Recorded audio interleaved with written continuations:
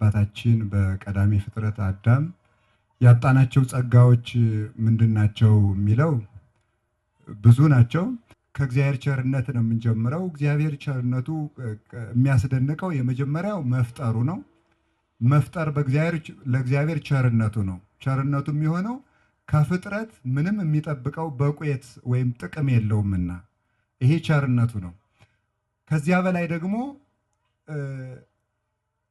ጠላቱን መፍጠሩ ደግሞ ያስደንቃል። ምክንያቱም ይሄ ዓለም በሱ ላይ እንደሚነሳበት አዳምና ሔዋን ሰይጣንም ጭምር ያደረጉት በሥላሴ መንግስት ላይ መነሳሳት ነው። እግዚአብሔር ደግሞ አነ ውእቱ ቀናኢ አምላክ ወመስተበቅል፣ እኔ ቀናተኛ አምላክ ነኝ ይላል። እግዚአብሔር መቼስ በውበት አይቀና፣ በሀብት አይቀና፣ ጌትነቱን የሚነካበት አይወድም። ቢሆንም ግን በፍቅሩ ምክንያት በጌትነቱ ላይ የሚነሱትን ጠላቶቹን ፈጠረ። ይህም አልበቃውም። ይህም ሳይበቃ ደግሞ መልኩን ሰጥቶ ደግሞ ፈጠረ። ሰናያት ዘኢይትኄለቁ ይላቸዋል ቅዱስ ዮሐንስ አፈወርቅ። እግዚአብሔር ለሰው ልጅ ያደረጋቸው ጸጋዎች የማይቆጠሩ በጎነቶች ይባላል። እግዚአብሔርን ይላል ቅዱስ ዮሐንስ አፈወርቅ እንኳንስ ባህሪውን ጸጋውን እንኳን ሊደርስበት የሚችል የለም ብሎ ይናገራል።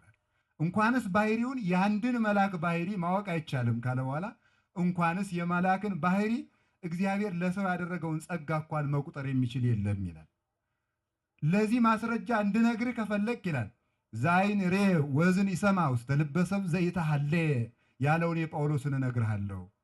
እግዚአብሔር የሚሰጠን ጸጋ እንዴት ያለ ነው ካልከኝ ይላል ዓይን ያላየው ጆሮ ያልሰማው ልብ ያላሰበው ይባላል እንጂ አይተነተንም። ስለዚህ አለ እንዲህም ደግሞ ይህንን ይዞ ቅዱስ ዮሐንስ አፈወርቅ የቅዱስ ጳውሎስን ይዞ ሲተረጉም ምንድነው የሚለው ደግሞ መንግሥተ ሰማያት እንዴት ያለች ናት አትበለኝ፣ የምትለኝ ከሆነ መልሱን ስማ። መንግሥተ ሰማያት እንዲህ ትመስላለች እንዳልልህማ እሷን የመሰለች ሌላ መንግሥተ ሰማያት መኖር አለባት ይላል። ስለዚህ የለም ማለት ነው።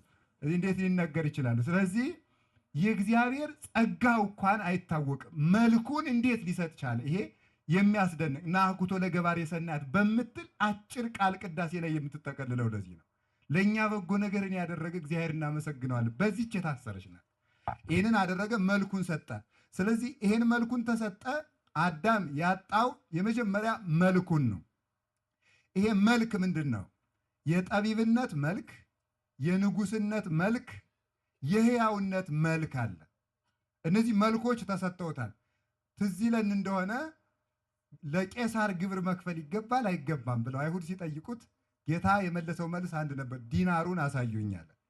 ሲያሳዩት ምንድን አላቸው? ዘመኑ ውእቱ መልክኡ ወመጽሐፉ፣ ይህ በዲናሩ ላይ የተሳለው ስዕል የማን ነው ሲሉት የቄሳር። የቄሳርን ለቄሳር ስጡ፣ የእግዚአብሔርን ለእግዚአብሔር። አሁን ብዙ ጊዜ እኛ ለሳንቲም መቀስቀሻ ነው የምንጠቀማት ይችን። ሌላ እጅግ እጅግ እጅግ ረቂቅ ምስጢር ነው ያለው። ምንም የማይገናኝ እኮ ነው።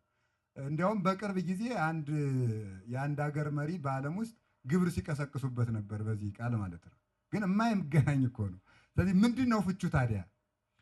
የእግዚአብሔርን የእግዚአብሔር፣ የቄሳርን ለቄሳር። ቄሳር የተባለ ሰይጣን ነው። የሰይጣንን መልክ ለሰይጣን ተውለት፣ ለዚያ ሰይጣን ይበቃዋል። እናንተ ግን የኔ መልክ ናችሁና ለእኔ ሁኑ ነው እያላቸው የነበረው። እሱ ግን ቅዱስ ቄርሎስ እንዲህ ብሎ ነው የሚተረኩም፣ እናንተ የኔ መልክ ናችሁ፣ ያን መልክ ይዛችሁ። ለዚህ ነው ርቱዐ ሃይማኖት ምን ይላል? ሰይጣን ካንተ እንዲርቅ ከፈለግ ገንዘቡን መልስለት ይላል። የጨቅጫቃን ሰው ምኑን መመልስ ነው የሚገባው? ገንዘቡን አይደለ? ስለዚህ ማልዳም መጥቶ ሳንቲሜን፣ ጧትም መጥቶ ሳንቲሜን ካለ መመለስ ነው ገንዘቡን። ስለዚህ ሰይጣን የእሱ የሆነን ዘፈኑን፣ ተንኮሉን፣ ምኑን ይዝሃል፣ ወሩረህ ጣልለት። ከዚያ ገንዘቡን ስለመለስክለት ብድር የለብም ይሸሻል ካንተ። ገንዘቡን እያለን የሚመጣው ነው። ስለዚህ መልክ፣ ይሄ መልክ ሰጥቶናል እግዚአብሔር። ለዚህ ነው ቀዳሚሰ ወሀበነ አርአያሁ ክብርተ ወደ ሀሪሰ ነሳ። ምንድን ነው የሚለው? ህላዌነ ህስርተ ነው የሚለው። መጀመሪያ የከበረች መልኩን ሰጠን፣ በኋላ ግን ጎስቋላ ባህሪያችን ነሳ ይላል ቅዱስ ጎርጎርዮስ ማለት ነው። ስለዚህ ያቺ መልኩ ሰጠን። ይቺን መልኩን አጣን ማለት ቅዱስ ጎርጎርዮስ ዘኑሲስ እንደሚተረጉምልን ሙጥጥ ብላ ከአዳም ጠፋች ማለት አይደለም፣ ዛገችበት ማለት ነው። ዛገችበት። በኃጢአት ባህር ዋኘች። ያቺ መልክ ስራ መስራት አቃታት፣ ተዳፈነች። ይህንን አፈጳዝዮን ቅዱስ ዮሐንስ አፈወርቅ ሃይማኖተ አበው ላይ ከአሳ ይልቅ አይሻል የነበረ አዳም ይላል። ከአሳ ይልቅ የማይሻል ምንድን ነው? ከአሳ ይልቅ ማለት አሳ ባህር ውስጥ ሆኖ የፈለገውን ያህል ቢዘል ድምፁ ሊሰማ አይችልም። ለምን? ባህሩ አዳፍኖታል። በኃጢአት ባህር ተዳፍኖ ነበርና የሰው ልጅ ጸሎቱ አይሰማ ሆነ፣ መሰማት አቃተው። ንጽህናው ቅድስናው ጎልታ ፈንድቃ ጽድልት ብሪቱና መውጣት አቃታት።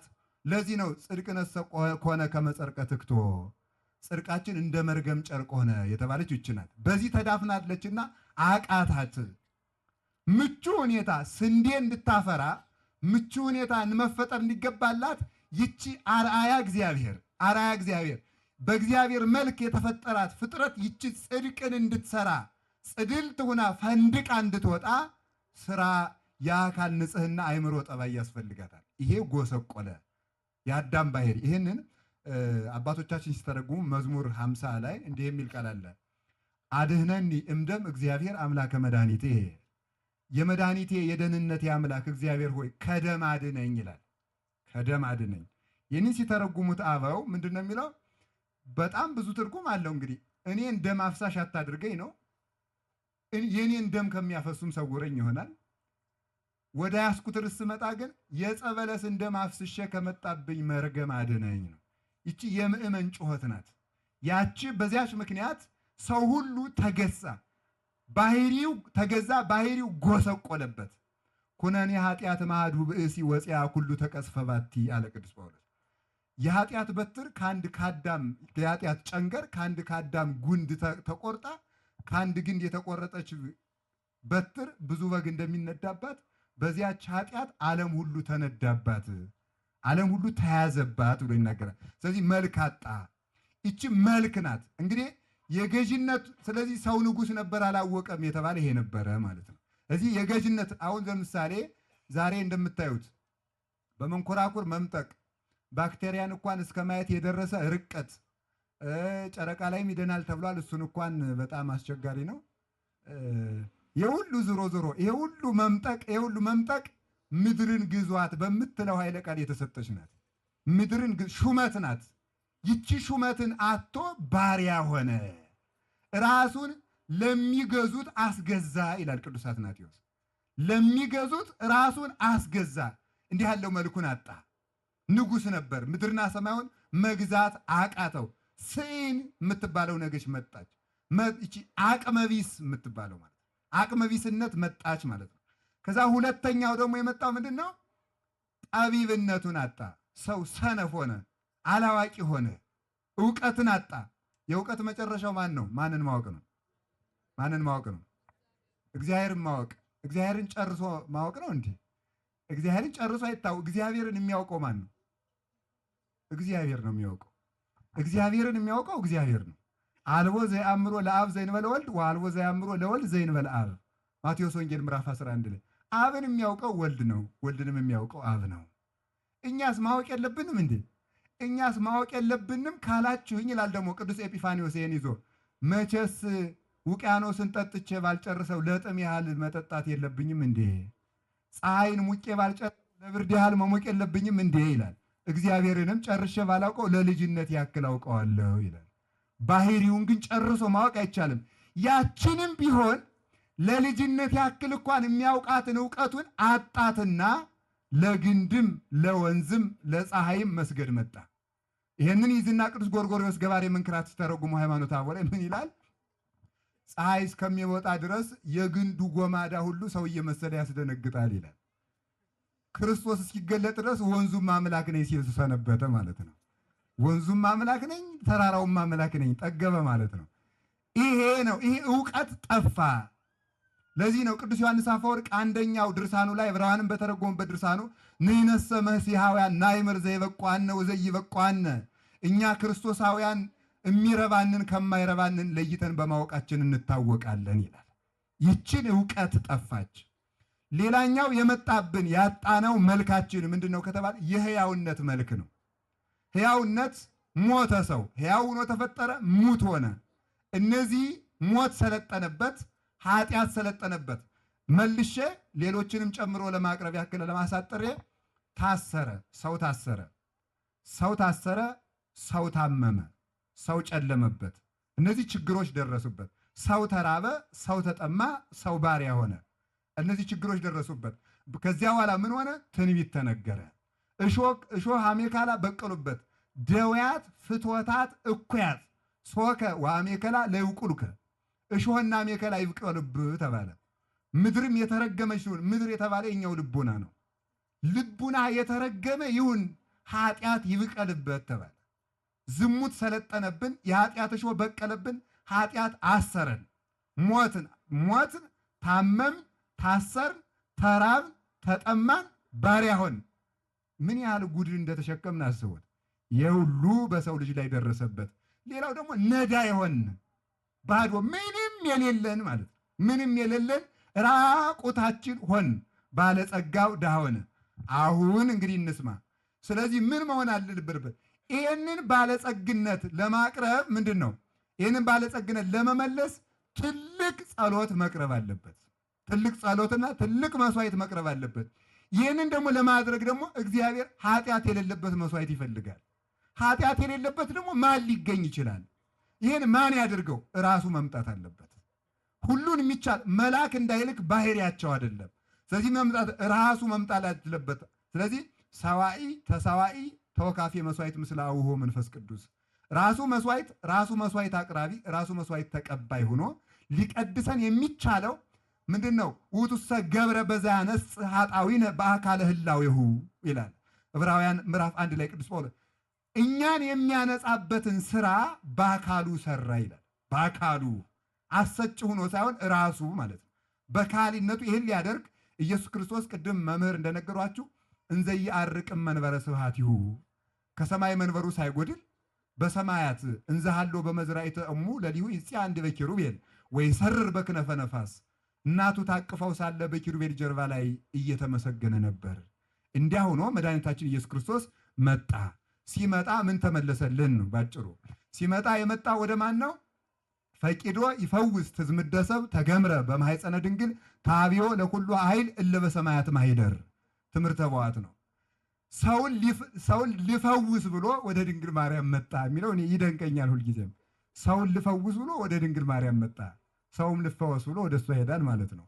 ሰውን ልፈውስ ሲል ቀጥታ ወደ እሷ ነው የመጣው። መጣ ውበቷ ረድቶታልና ማለት ነው። ሐወፀ እግዚአብሔርም ሰማይ እግዚአብሔር ከሰማይ ሆኖ ተመለከተ። ኩሉ አርአየ ወኅቡር አለው አልቦ ዘይገብራ ለሰናይት ወኢአሐዱ እምኔሆሙ አንድም ጽድቅን የሚሰራ የለም።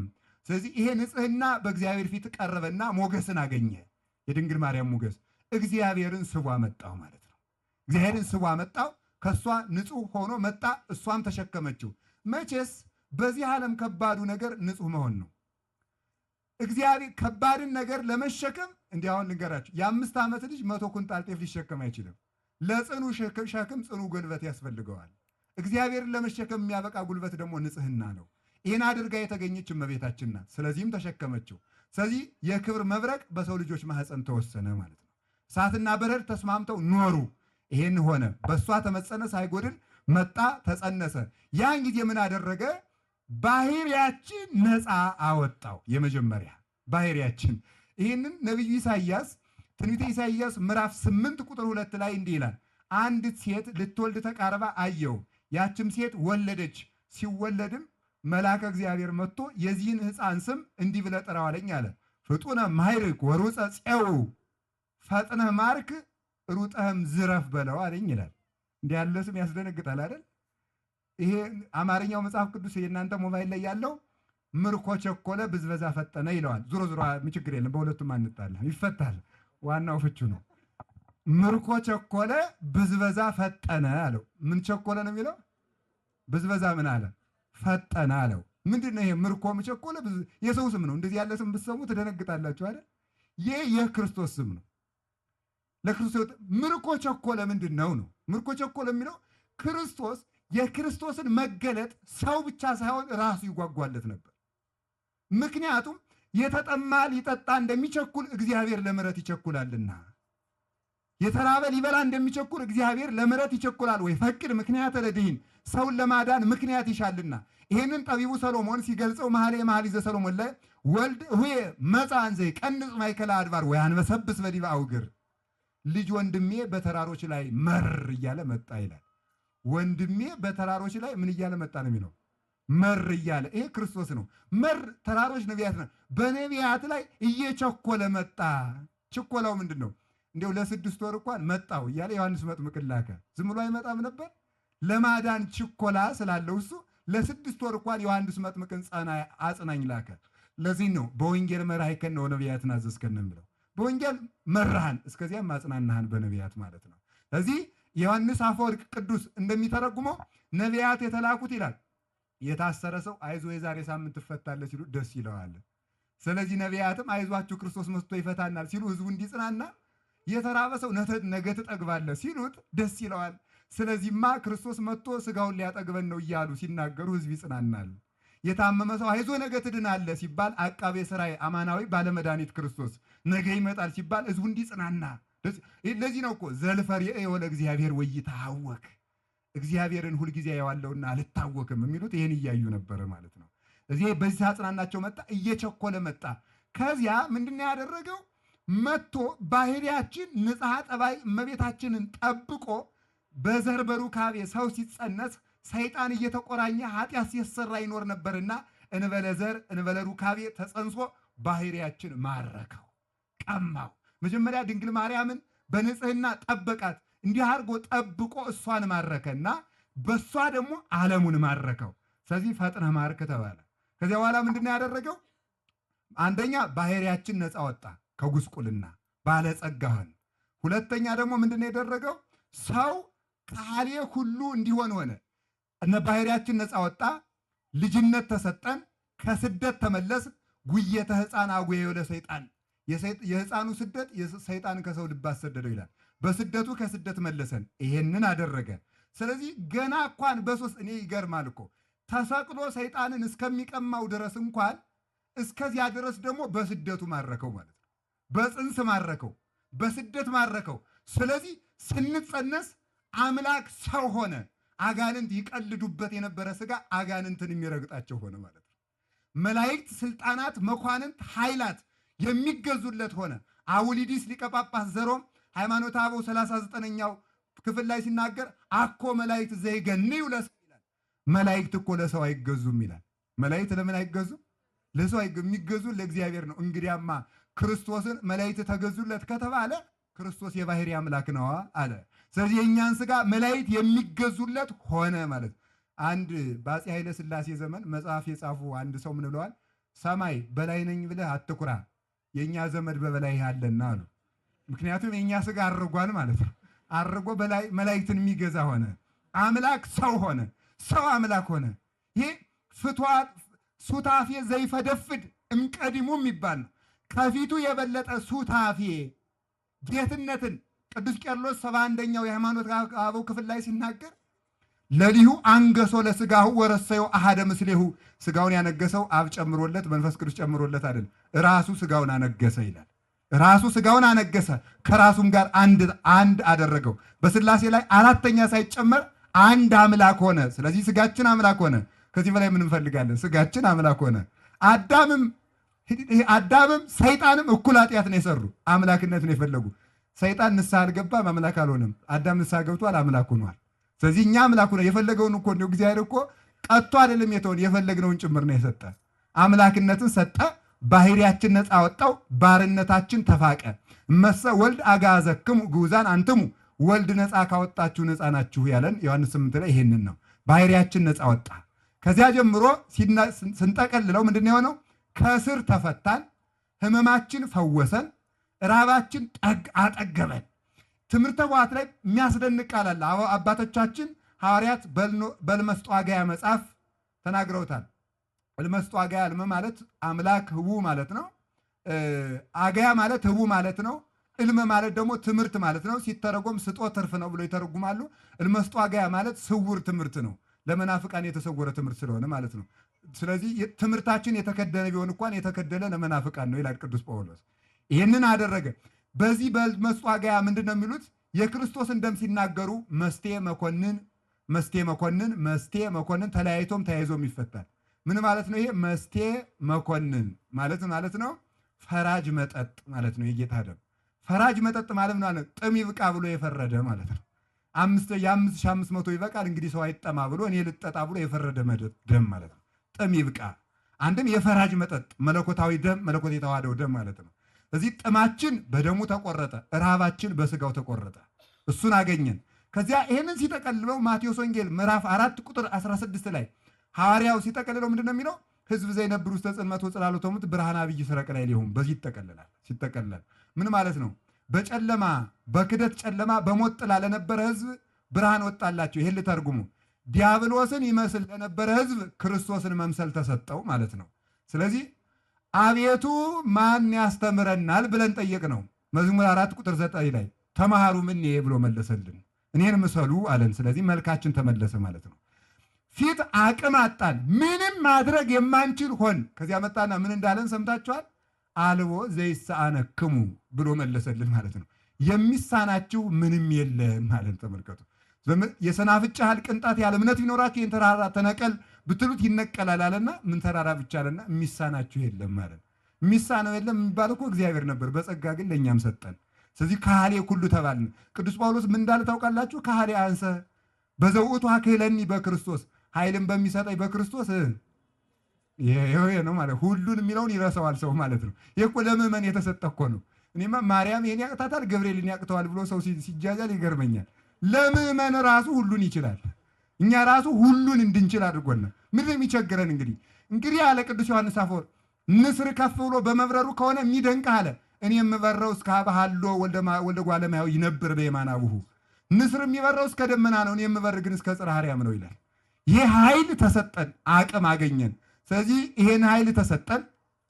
እንደገና ደግሞ አንድ ገጽ ሊሉ ለነበሩ ምስጢረ ሥላሴ ተገለጠ።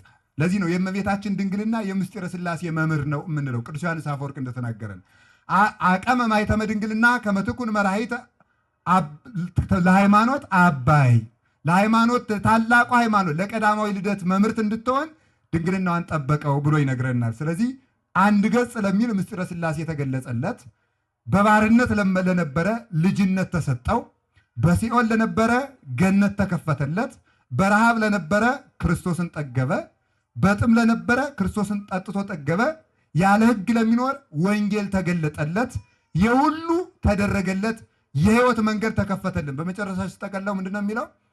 ዮሐንስ ወንጌል ምዕራፍ 14 ላይ አንድ የሚገርም ቃል አለ። ሁሉም ይገርማል። ለዚህ ርዕስ የሚገርም ማለት ነው።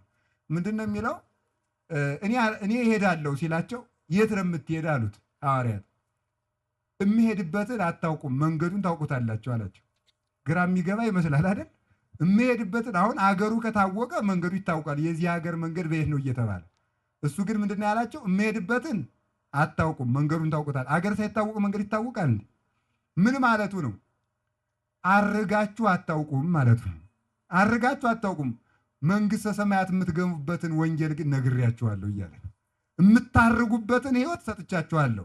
አሁን በፊት ግን አላረጋችሁም። ስለዚህ በጽንሰቱ ተጠምቆ ልጅነትን አብርሆተ ማያት ቀድሶተ ማያት ማኅፀነ ዮርዳኖስን ብሩህ አድርጎ እኛም ብሩህ አደረገን። ስለዚህ በስቅለቱ ካሰልን፣ ዕዳችን ደመሰሰልን፣ ኃይለ ጥምቀት የምትባል ሰጠን። እሳት የምናጠፋባት፣ የአናብስት አፍ የምንዘጋባት፣ ዲያብሎስን የምናሸንፍባት፣ ሲኦልን የምንዘጋባት፣ መንግሥተ ሰማያት የምንገባባት በልጅነት አከበረን፣ ስልጣን ተሰጠን። በክርስቶስ የሁሉ ተደረገልን ማለት ነው።